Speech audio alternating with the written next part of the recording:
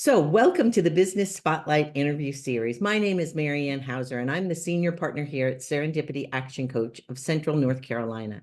Today, with me, I have Victoria Clemons, and she is the owner of Just Love Coffee, and you can see that in the back of I her know. image. I can't wait to learn so much about her business.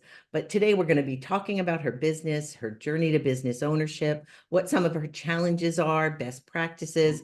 We're going to share a peek into what it's really like to run a busy coffee shop here in the Triad. So if this is the first time on this channel, be sure to like and subscribe so that you get notifications when we drop more conversations just like this one. So Victoria, welcome, and thank you so much for being here.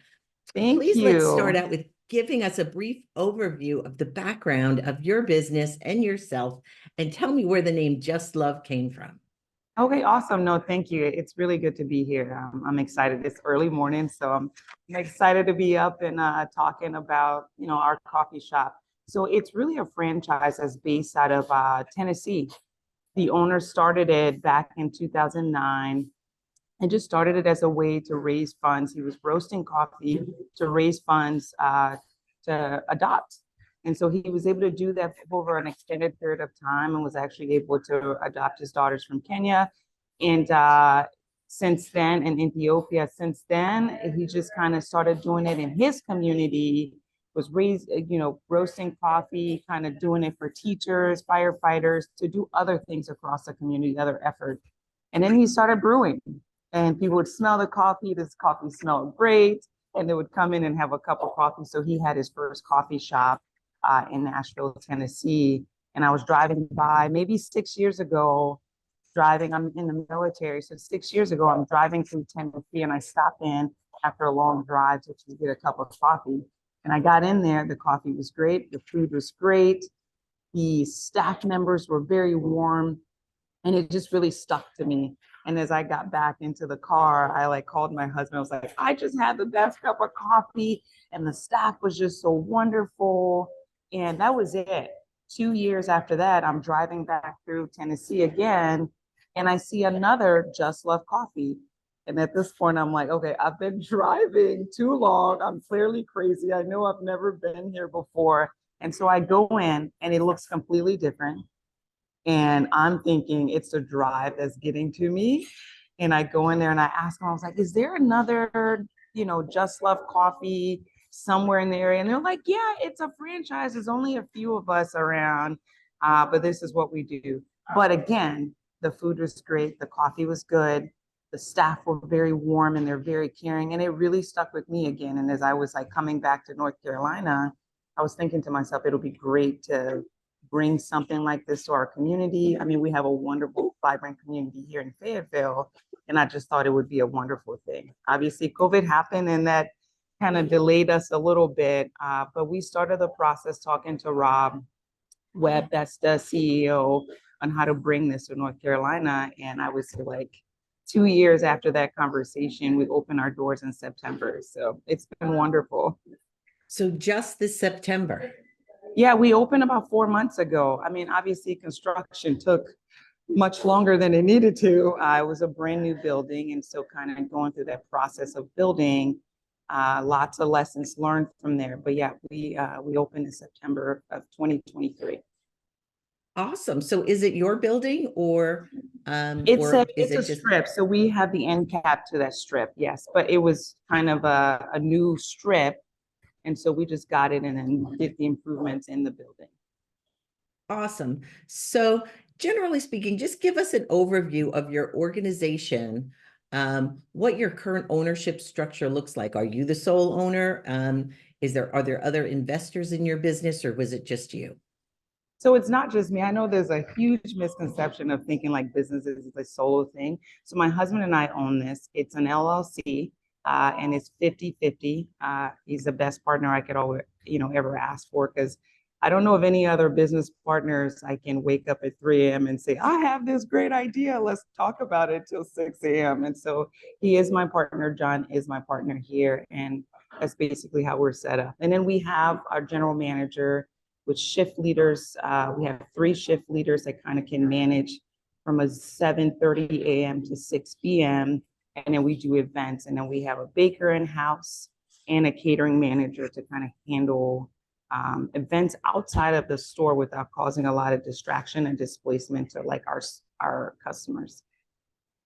Wow. So you Yeah, got fully staffed. That's we wonderful. are fully staffed right at 30. So tell us what's the role you currently play in your business?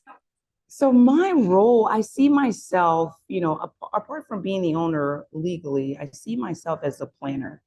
I like to sit out and plan out what we have for the store. And the last thing I forgot to mention, we have a community engagement coordinator. And basically their role is they don't do their hours in the store. They're out in the community finding ways to kind of help out. And then they bring this information back to the store. So for me, where I see myself is as the planner, as the condition setter, as a one who puts out the guidance on what our focus areas are going to be for the month, how we want to give back to the community, what are the themes for the month. And so we plan those out about 60 days in advance. And so I see, I would say that I'm the operationalizer. I am the one who can sit and pull things from the community, pull feedback from the staff, pull feedback from the customers as they come in.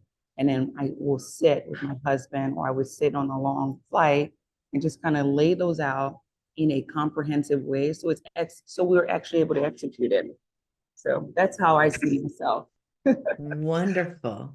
So then let's think about what makes your business so special. Who primarily does your business serve? If I were in the audience right now listening to this, how would I know that I'm a good fit to come into your coffee shop? Well, apart from the name, I have to say there's something about a name that has love in it. I think it almost disarms people. And we have our core values here of being kind, being genuine, and be a catalyst for love. And so Oh, as wonderful. customers come in, our idea of the way how we see it is these are people walking through the door from our communities. And so the warmth that you'll get, it's so hard to not return that. So first of all, when you walk through the door, we're always very welcoming. It's a family around here. And then fun fact, 95% of everything we make in the store in terms of food, they're all made in a waffle iron. I know it's like most people are just like, what can you make in a waffle iron? There's a lot you can do there. We have a huge waffle chandelier, if we call it a waffleier, that hangs in the store. So as you walk in, it's almost like the first thing that'll catch your eye. But the coffee's great. The food is good, but really it's just a safe space for people to come in and sit and hang out with friends or family and just connect. That was one of the things coming out of COVID that we thought coffee shops won't thrive anymore, right? Because most people are inside, they don't want to come outside, but I beg to differ. And on Saturdays and Sundays, when it's completely full and there's a line out the door, it just reassures us that human beings need that connection. And that's what we provide, is that space to do that. So, Absolutely. So would you say that's what makes the biggest comparison to other coffee shops? Because boy, there's enough coffee shops around these days. Um, is that your biggest point of difference, or is there something else or something in addition? so a big part of what we do is our give back to the community. Our bags of coffee, there is a portion that gets taken out with a line of accounting that goes to different organizations across the community. I mentioned our community engagement coordinator that would go out and find organizations or schools, and we would do coffee drops. And so even doing construction, we had a coffee cart and we would go to almost every fair or every festival downtown and just kind of engage with the community. We were doing that. We were able to actually bring in some money from doing the coffee cart across Fayetteville before our doors were open. So I think that's why the community has been so supportive with us, is the level of engagement that we bring to it. We say we're about the people and we say we want to be catalysts for love. It's almost impossible to do that without actually really engaging. We celebrate their birthdays when they're on social media. We follow almost all of our followers. If it's not a private account, if it's a public account, we will follow them. We celebrate their anniversaries, we celebrate their birthdays, we celebrate graduations. When they're in a hospital, we send them coffee, we send them prayer. And so there's a huge portion of what happens in store, but then there's also a huge portion of the connection that happens online, because that is the environment that we're operating. So I think Absolutely. that also kind of helps sets us apart from everyone. So we're gonna shift a little bit, and I want to talk to you a little bit about marketing, because your community engagement officer is absolutely a marketing strategy, but Yeah. marketing is so vital to every business out there, and it sounds like you're doing so much right. So, what percentage of your monthly sales, and it might even be invested back into people, but what percentage of your monthly sales do you typically invest back into your marketing budget? The percentage of marketing sales. So it's almost, so the way how we see it, at least when we talk about it, you can't have great operations, you can't have a great product and not have a way to communicate it, especially if it's a brand that not that many people know about in North Carolina. A lot of folks have not heard of Just Love Coffee Cafe. They think it's only coffee. They'll come in and see food, and we hear that a lot.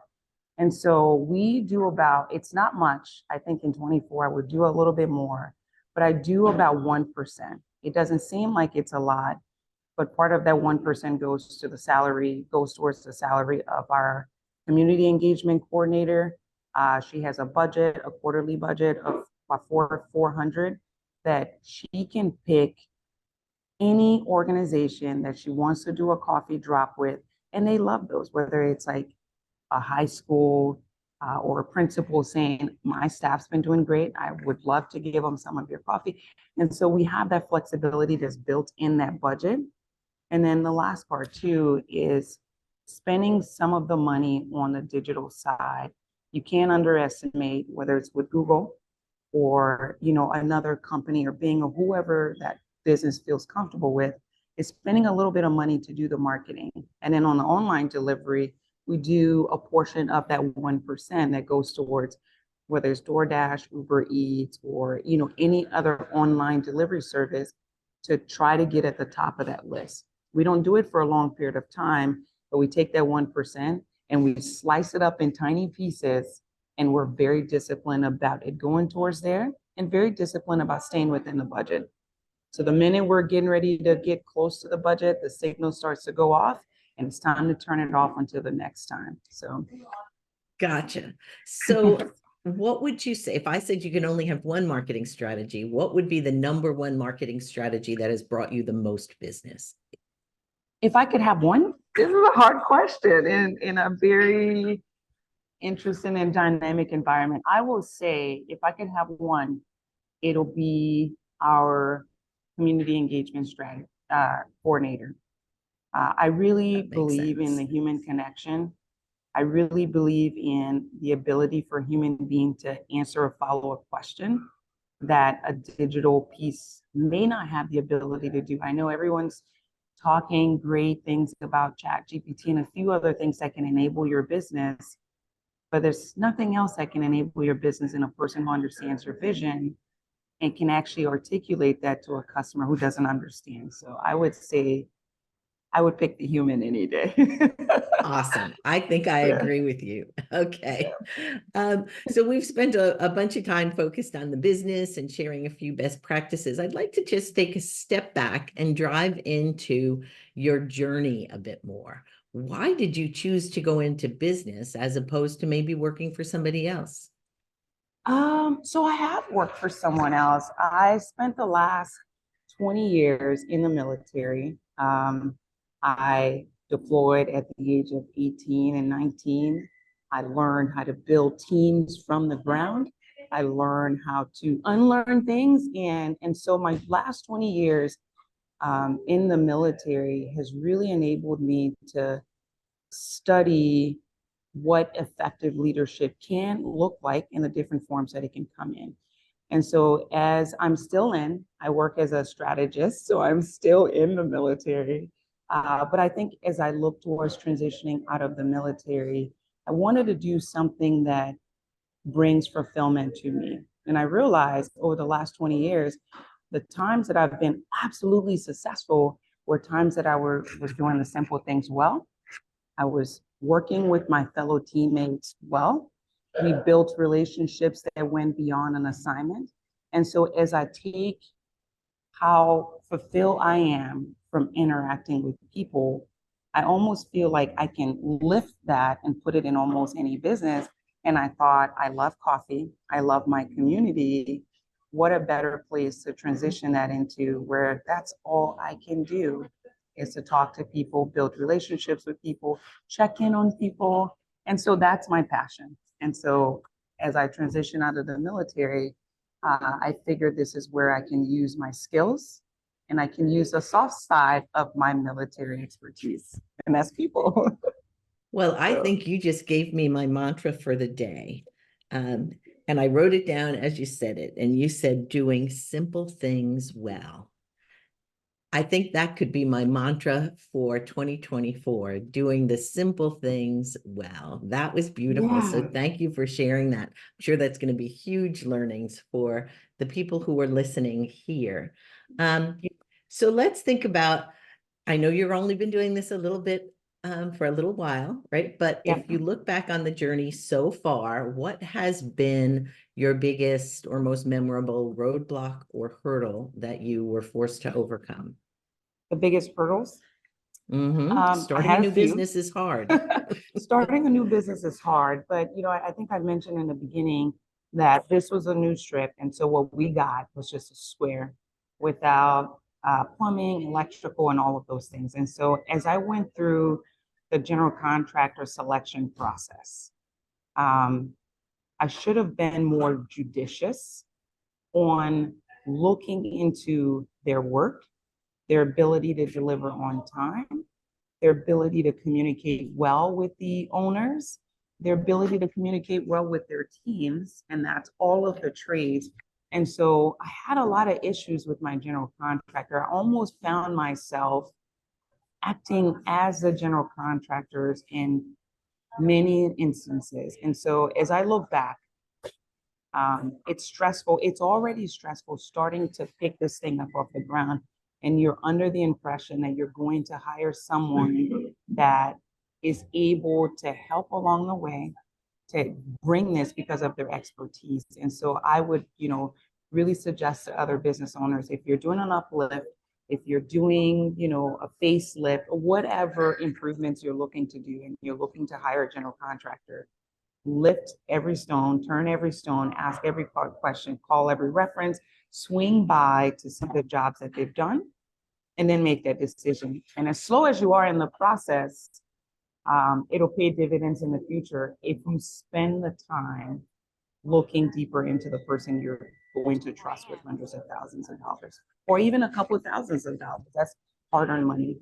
Mm-hmm. Yeah, we work with a lot of contractors, and I think they are also challenged with, contractors get a bad rap because there's a lot of folks who don't have the experience and don't know how to, like, they might know how to swing a hammer, but they don't know how to manage a job, and Yes. it can hurt the industry. So that's a really good piece of advice. So we've talked a little bit about how you got here. Now let's take a fast forward and look at what comes next. Where do you see your business in the next 3 to 5 years? In the next 3 to 5 years, where do I see us? I see us as a more cohesive team. I see us doing a lot more in the community. Um, I see possibly another location. We would like to expand, but really what our focus has been for the last 120 days is looking at our processes, looking at it with a fine-tooth comb, trying to streamline what we do and have predictability. So I'm so proud, like right at the end of December, we came up with an operation calendar. It's a weekly one. And so for the most part, all of the leaders and all of the staff members, they know what they're doing on Monday in terms of big moving pieces. They know what the focus is on Tuesdays, which is ordering everything from every vendor. So, before you get to Tuesday, it's all of the inventory on Monday, and you find times, right? So I think now that we've fine-tuned it, it's a work in progress, but we have something that we can call a baseline. I would like us to improve that even more for 2024. And going towards the end of the year, definitely expanding is what we look to do. Wonderful. Thank you so much. So now, it sounds like you're still very much, because you're in the beginning stage, just making sure that everything that you've put in place so far has been working well. Now, if we think about, how do you approach goal setting? I heard you say that you and your husband, even if on a long flight, you sit down and you start to get tactical, but is there goal setting, and how do you communicate the goal setting with your team? Goal setting with my team. So the way how we look at our team is we know these are transient jobs.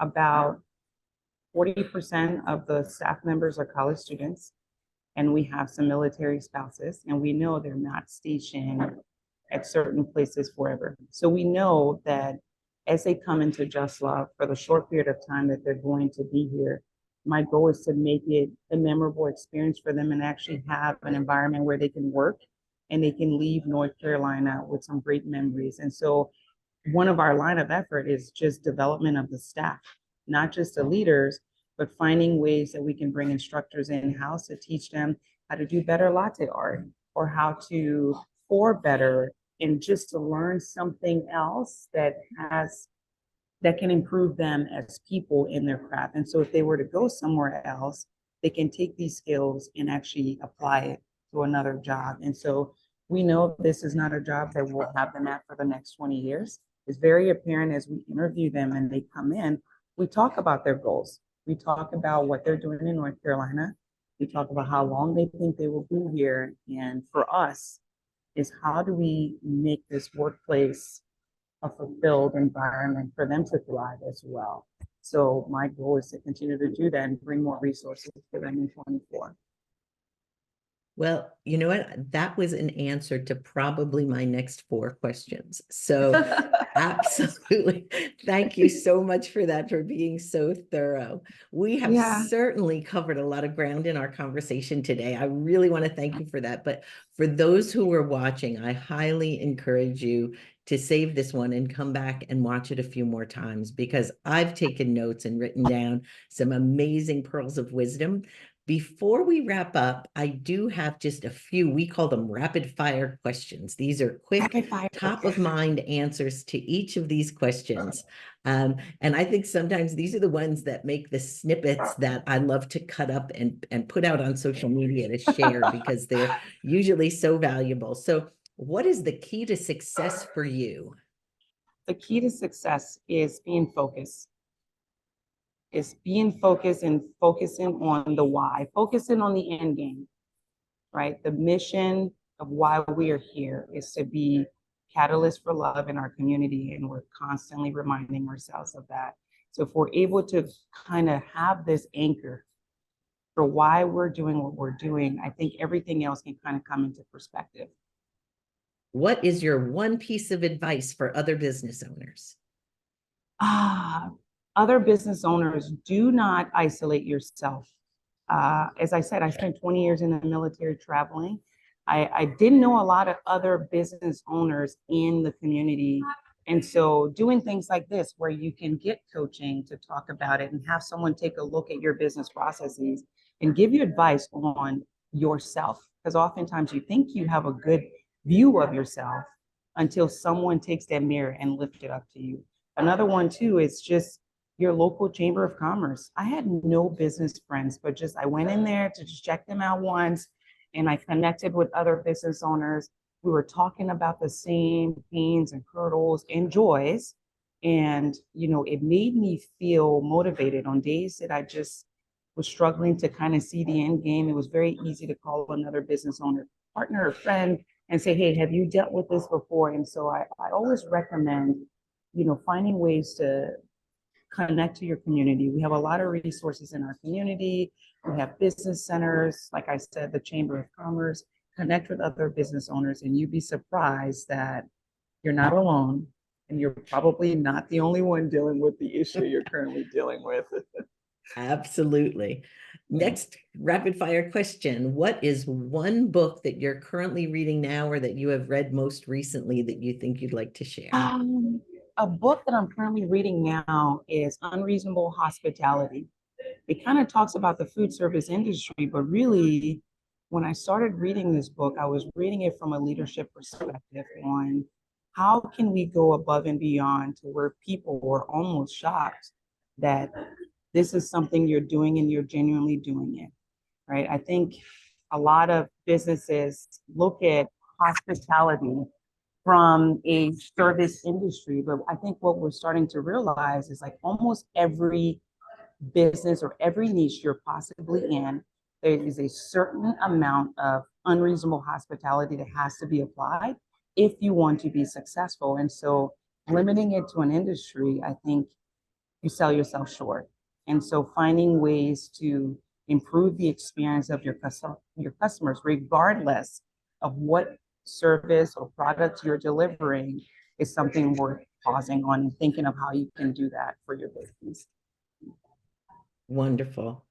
Now we're almost at the end. If you had to choose one area of your business that you could maybe wave a magic wand and immediately improve tomorrow, what would that be? I really wish I had a magic wand for this one. So it's our grab and go section for our business. We make almost everything in-house, fresh food and drinks. And I think I'm overthinking this, and I may have to talk to another business or a coach, who knows, on healthy options that we can provide to customers that they can grab and go, enjoy, but then also benefit from it from a nutrition standpoint. And so I've been very hesitant to put heavy sugar items in the store. And so I am struggling on our grab and go section. And I think it just takes the time to research it and do it well. So. Very good. Yeah, healthy items. It's so easy to, especially when you're in a rush, to make maybe not the right decision on what to eat. My go-to grab and go snack, if I can get into a coffee shop that has one, is always a hard-boiled egg. Okay, so before we get into the final question of the day, how can others learn more about your company? How can they get in contact with you? What are your ways to find you on social media or direct message? How would you want other business owners who might want to connect with you to get in touch? So we're everywhere. We're everywhere and local. We prefer for you to come and say hello to us. So we understand that this is probably a wide base of people, but we're online. You can find us on Instagram, on Facebook, on Thread, on TikTok. We're not that great there, but we're getting into that space. And it's just at Just Love Fayetteville. And that's it, FAYETTEVILLE. And that's where you can find us. You can just look up Just Love Coffee Fayetteville on almost any database, and we'll probably pop up at least once or twice. And that's certainly easy to remember. Just love. That's wonderful. So as we wrap up, there's one final question, and then we will say goodbye, and we'll see you on the internet, because this will get posted both on YouTube and on both of our social sites. So Awesome. What is most inspiring you today? That's our final question. What is most inspiring me today? We really ended the year on a high note. I have to say, we're fortunate we have a really good team, but then also it's not done by happenstance. We're very selective on who we wanted to be a part of this vision.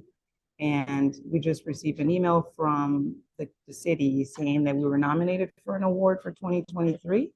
And we're going to find out on the 30th of January. And so I read that as I was coming in this morning, and we're just very happy, but it's really the team that's here that has earned that. So I'm trying to find a way to bring all 30 of us to this banquet.